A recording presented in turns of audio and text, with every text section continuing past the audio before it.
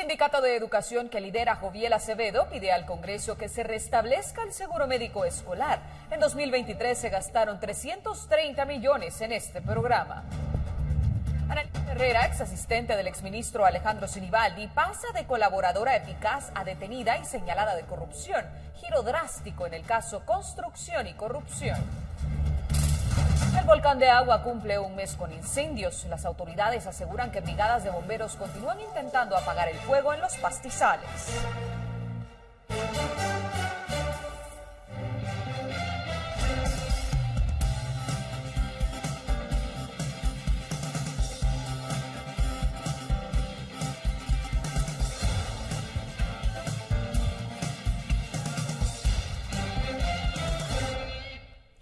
De la tarde, bienvenidos a la emisión en directo de Noticiero Guatevisión. Soy Rocío Lazo y de nuevo será un gusto para mí poder acompañarle y darle a conocer las noticias más importantes. Quiero contarle que se ha anunciado el lanzamiento nacional de la iniciativa de alerta temprana para todas las personas, cuyo objetivo es dar cobertura por sistemas de alerta temprana multiamenaza al planeta entero para el año 2027, consolidando los esfuerzos interagenciales para superar las brechas en la gestión del conocimiento, el monitoreo y pronóstico de las amenazas, la difusión y comunicación de alertas y la respuesta rápida. Andrea Domínguez tiene los detalles. Andrea, cuéntanos de qué se trata para que lo tengamos más claro.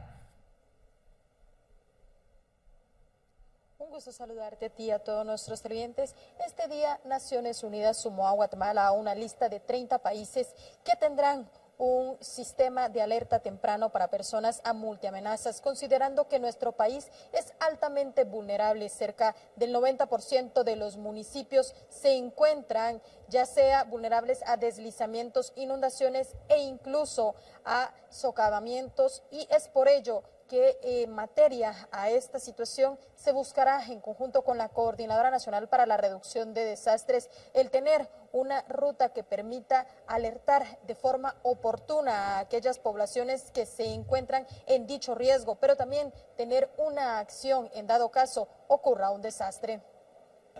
Lo que viene ahora es generar, justamente identificar cuáles son las brechas que existen en el país, cuáles son las acciones que se tienen que tomar y luego, con el financiamiento que ojalá pueda venir, generar un plan de gestión de riesgos para el país que involucre no solamente al Estado, sino a la población, a las autoridades locales, municipales.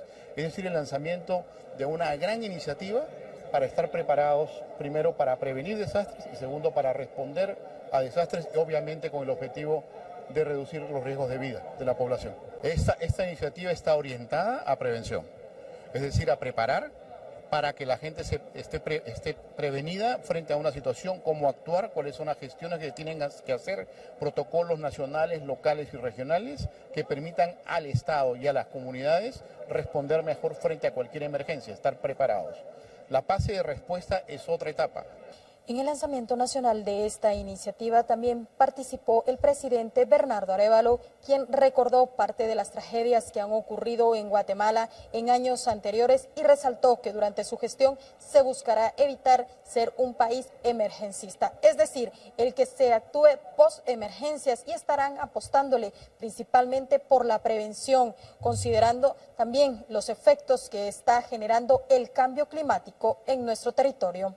Los efectos son sensibles en términos de salud, de empleo, de acceso a recursos, de vivienda, de migraciones y en todos los ámbitos de la vida social. Todos estos factores pueden retrasar significativamente el desarrollo y aumentar la pobreza.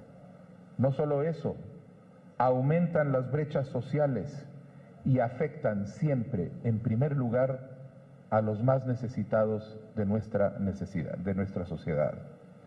Y por eso es imperativo prepararse y prevenir. Nuestro gobierno no es un gobierno que se limitará únicamente a responder con la mejor de sus fuerzas cada vez que las crisis golpean a nuestras comunidades. Estamos ante todo comprometidos con la prevención y con la preparación. Los 4 pilares de esta iniciativa de alerta temprana para las personas buscan que en Guatemala se cierre el ciclo que se ha tenido durante años ante un desastre, que es que este ocurra y luego la reconstrucción, con ello incentivando la prevención del mismo y teniendo estos estudios que puedan llevar a evitar la muerte de más personas, pero sobre todo el que se pierda infraestructura y recursos, ya que aseguran que es incluso entre 30 veces más barato el prevenir que reconstruir. Con imágenes de Gabriel Molina, reportó Andrea Domínguez. Rubén, muchísimas gracias. Continuamos ahora con más noticias. Luz Adriana Camargo obtuvo 18 votos por parte de magistrados de la Corte Suprema de Justicia y así fue elegida como nueva fiscal general de Colombia. Conozca su perfil. Camargo es una abogada con destacada trayectoria en el ámbito legal y político. En su hoja de vida se cuenta que elaboró en la Comisión Internacional contra la Impunidad en Guatemala, CICIG, con Iván Velázquez, actual ministro de Defensa.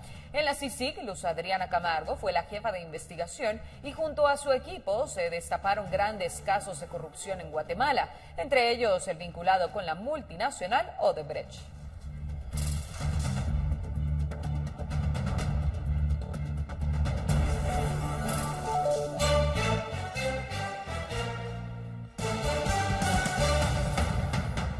Muchísimas gracias por continuar con nosotros en la emisión en directo de Noticiero Guatevisión. Quiero contarle que el líder sindical Joviel Acevedo llegó al Congreso de la República a solicitar a los diputados mediar con el Ejecutivo para que se mantenga el seguro médico escolar. De lo contrario, no descartan medidas de hecho. Pero esa no es la única petición que hace el grupo sindical. Douglas Cuevas nos tiene los detalles. Douglas, un gusto saludarte, cuéntanos. Gracias, muy buenas tardes. Y justamente el Sindicato de Educación encabezado por el líder Joviel Acevedo llegó al Congreso de la República, una reunión que no estaba programada según la agenda que compartió el Departamento de Comunicación Social del organismo legislativo. El grupo encabezado por Acevedo se reunió con algunos de los diputados que integran la Comisión de Educación del Congreso de la República, en donde hicieron entrega de una carta en donde exigen 8 puntos que se resumen a que el organismo legislativo ayude a mediar con el organismo ejecutivo para que se restablezca el seguro médico escolar. Recordemos que este seguro quedó suspendido mediante un acuerdo gubernativo que fue publicado el pasado 1 de marzo. Ante esto, otros de los puntos que tiene este documento que fue entregado al presidente de la Comisión de Educación del organismo legislativo es que se respete el pacto colectivo y de igual forma que los diputados fiscalicen el cumplimiento de estos acuerdos que indican están siendo violados desde la toma de posesión de la nueva administración de gobierno. El líder sindical no descartó medidas de hecho para hacerse escuchar en caso que sus peticiones no sean aceptadas. Esta carta, repito, fue entregada a algunos de los diputados de la Comisión de Educación, quienes indicaron que iban a analizar el documento. A su salida de esta reunión, Acevedo respondió a algunas de las interrogantes formuladas por los medios de comunicación e incluso aseguró que ya ha presentado acciones legales para que se continúe con el seguro médico escolar. Bueno, como siempre venimos con respeto y el respeto es mutuo. Nosotros los respetamos y ellos nos respetan, jamás hemos venido a gritarles nada aquí a ellos. Lo que hicimos fue entrega de un documento en donde les pedimos sean garantes ellos y que fiscalicen las decisiones que se están tomando en el Ministerio de Educación.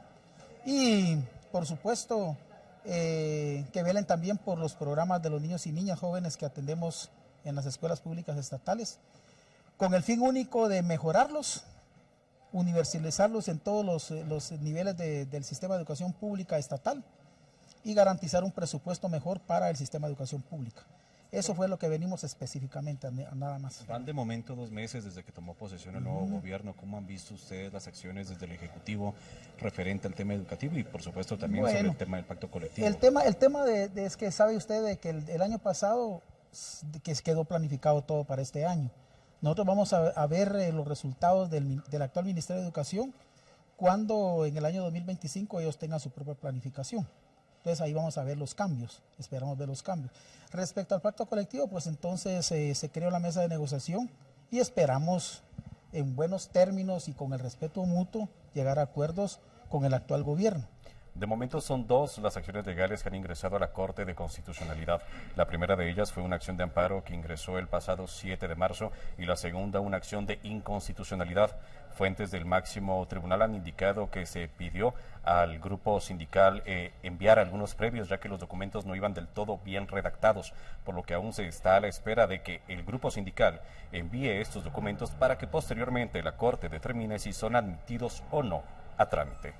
Con imágenes de Juan Diego González para Noticiero Guatevisión, Douglas Cuevas. Vamos ahora con información departamental. Vecinos de Nevaj, Quiché están preocupados por el mal servicio de energía eléctrica que se ha registrado en toda la región Ixil. Afirmaron que en los últimos días se ha deteriorado aún más y las personas se quejan de que sus aparatos eléctricos se han quemado y por la noche la potencia es muy baja. Héctor Cordero, nuestro corresponsal en Quiché, nos amplía la información. Vamos contigo porque entiendo los vecinos entregaron un memorial, ¿cierto?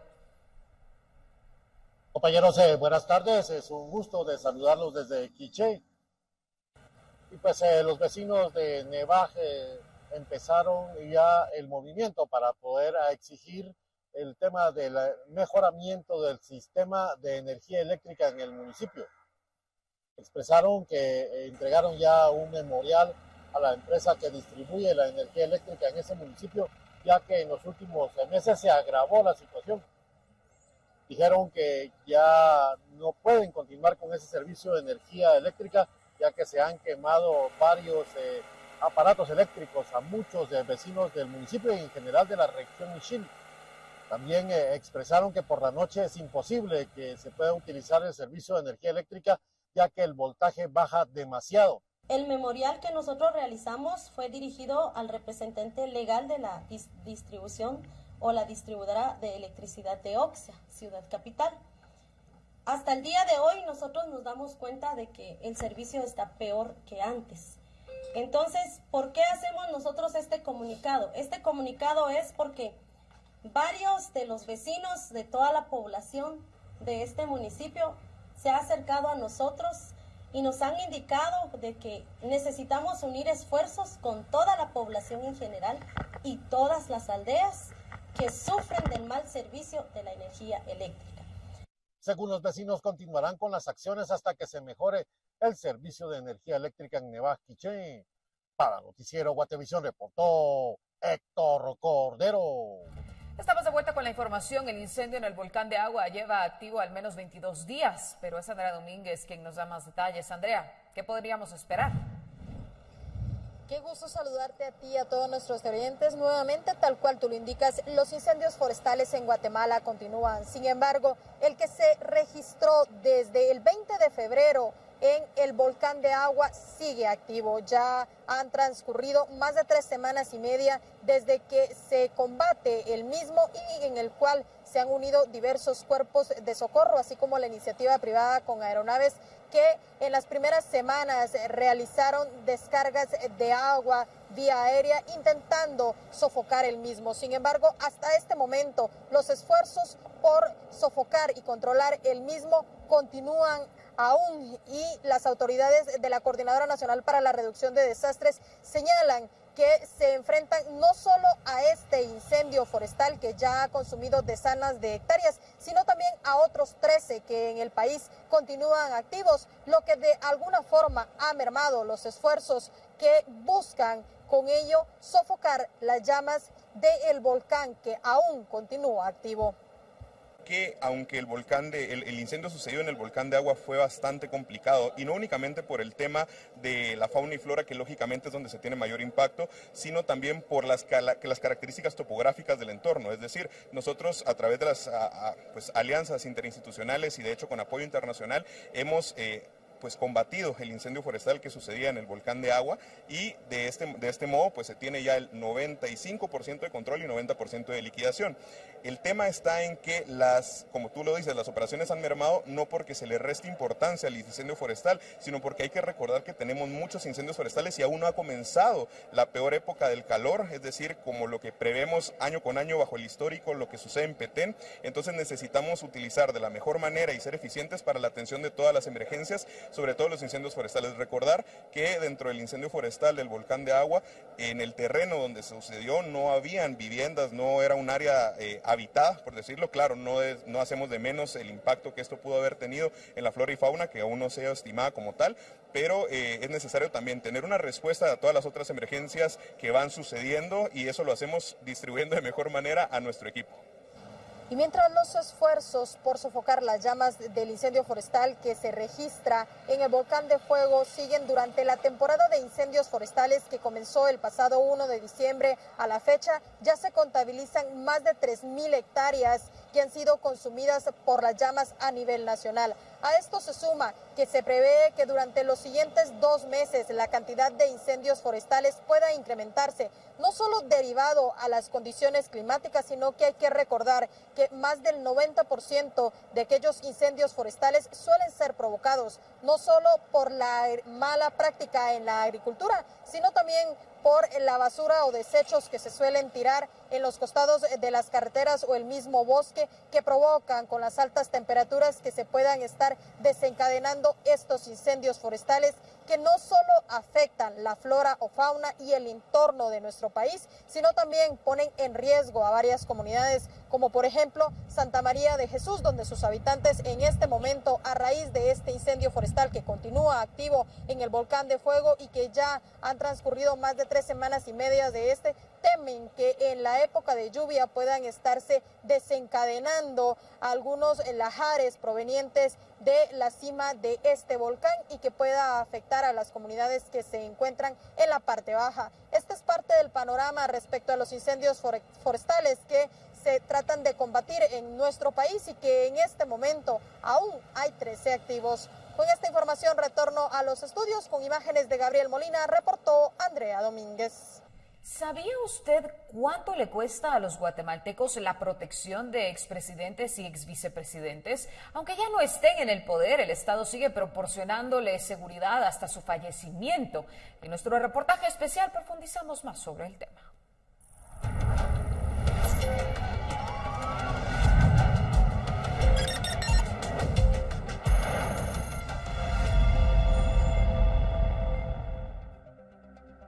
Los presidentes son protegidos por agentes de las SAAS durante los 4 años de su gestión. Luego dejan el cargo, pasan al retiro y esos efectivos se convierten en sus guardaespaldas de por vida porque la ley lo ordena. En Guatemala, exmandatarios señalados y condenados por corrupción son resguardados.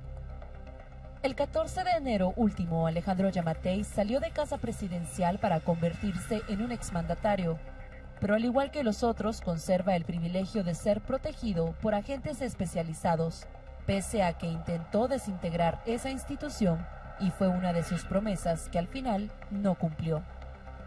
Yamatei, junto al exsecretario para Asuntos Administrativos y de Seguridad, Héctor Castillo, acordaron asignar el doble de agentes en comparación del que tienen los otros exmandatarios.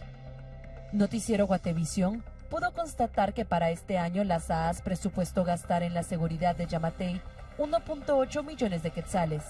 Mensualmente en agentes se destinan 154.600 quetzales.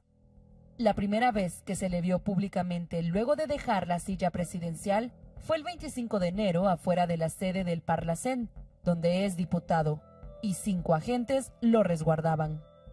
El ex jefe de Estado caminó hacia una camioneta Suburban valorada en $83,000 y luego los 5 agentes que lo cuidaban lo acompañaron y se retiraron.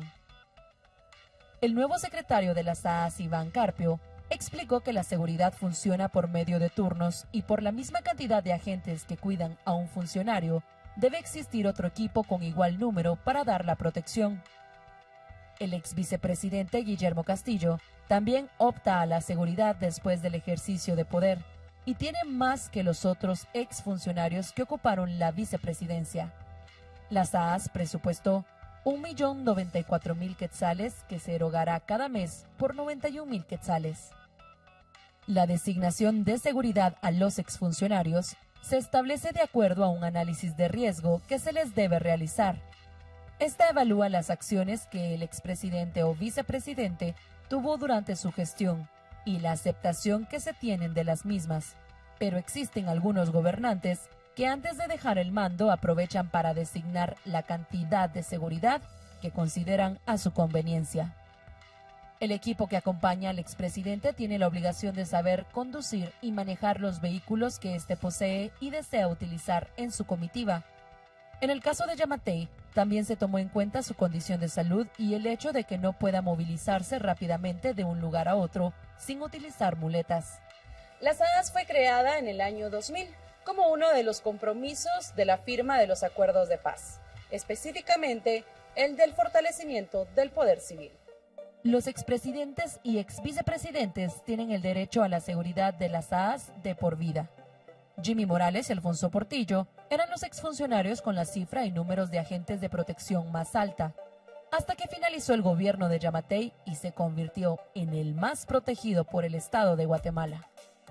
Jimmy Morales y Jafet Cabrera fueron electos por el cancelado partido FCN Nación para gobernar durante el periodo de 2016 a 2020. En la protección de Morales, las SAAS gastan 998.328 quetzales anuales y por Cabrera, 659.462 quetzales. Morales mantiene el resguardo, no logró curul en el Congreso y el partido que lo llevó a la presidencia ha sido anulado por no reunir los votos necesarios en las pasadas elecciones.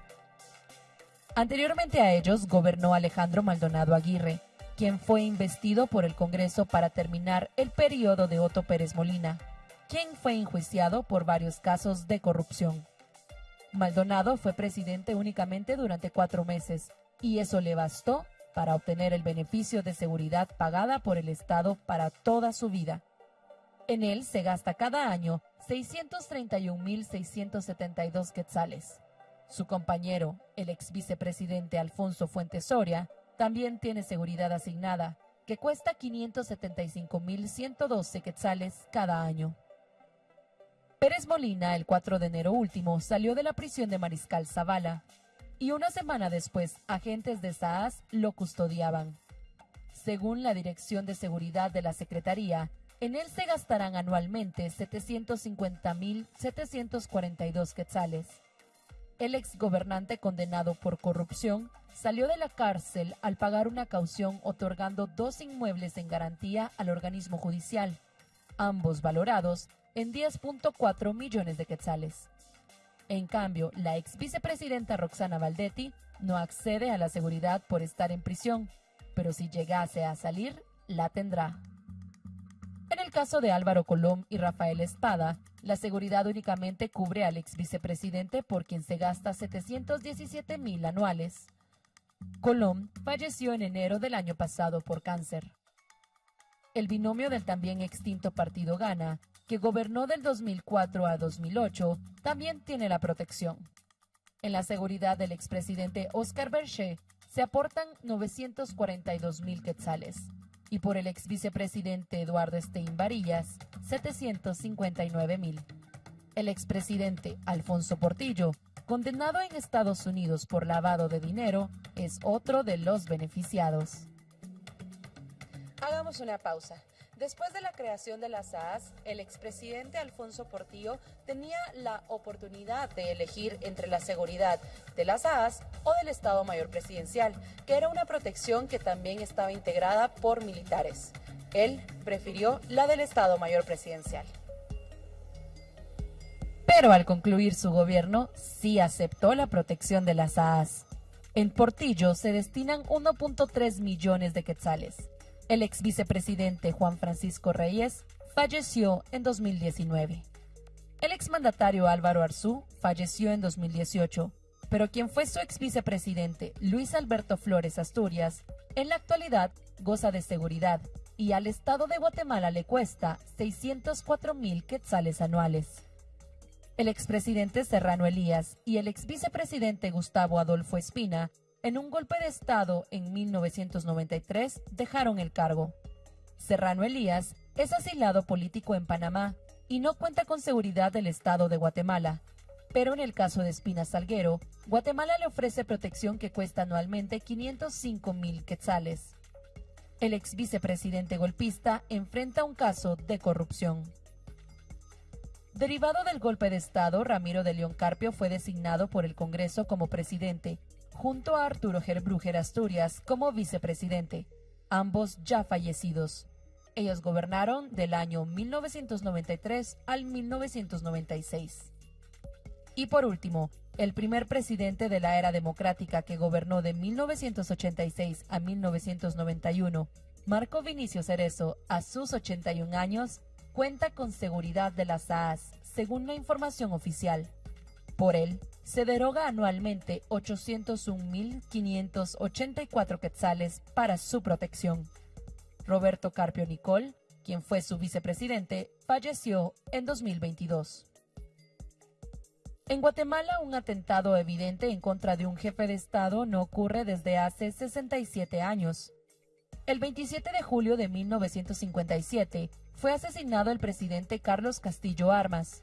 Él fue atacado en los corredores de Casa Presidencial por un soldado. En la era democrática, en cambio, solo Arzú tuvo un incidente en el que fue ultimado una persona que habría intentado agredirlo. El actual secretario de las AAS explicó que la cantidad de seguridad que se le asigna a cada exfuncionario no tiene que ver con la antigüedad, y si ellos lo desean, pueden renunciar a la protección. Al hacer un recuento, podemos decir que este año se gastarán 11.9 millones de quetzales en proteger a los exgobernantes. Una de las propuestas que tiene el nuevo gobierno es reformar la ley orgánica de las AAS, y con ello se podría disminuir la cantidad de agentes que tienen asignados los expresidentes y exvicepresidentes.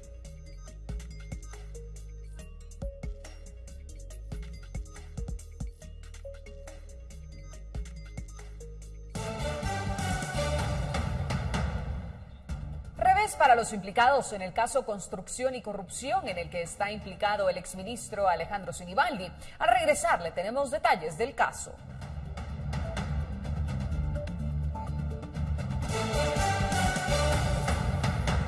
Qué gusto saber que sigue con nosotros en la emisión en directo de Noticiero Guatevisión. Por el caso Construcción y Corrupción, un juzgado resolvió enviar a prisión preventiva a Annelise Herrera y declaró en rebeldía a Carlos Francisco Goizueta Valladares al no comparecer a la audiencia.